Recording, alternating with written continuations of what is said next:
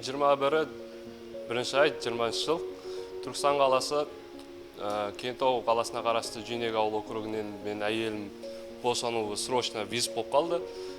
Скорыйдың бізге келмеу себебінен мен өз машинаммен келетіп, жолда пробкалардың арасынан өту үшін қызметтік баппен тұрған полиция қызметкері Мақұлбаевты тоқтатып сұрандым. Түркістан қаласы орталық роддомға жеткізуін.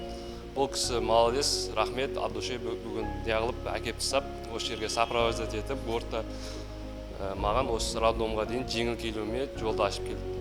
Сол кісіге рахмет айтам, өз алғысымды айтам, өз отбасымыздың атынан және өзімнің атынан от души рахметімді айтам.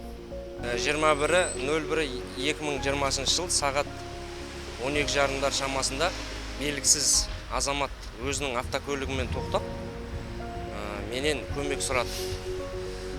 Көмек сұрау барысында перзентханаға жеткізуімді өтінді.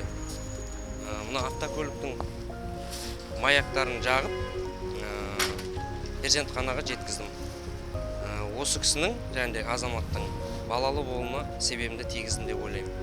Бүгінгі жұмыс барысында. Жігіттерге ісіне, жұмысына дәл әрі қарай сәттілік тілеймін. Дені сау болсын, қызмет лауазымдар өсуіне тілектеспін. Қандай жағдай болмасын, біз халыққа көмектесуге дайынбыз.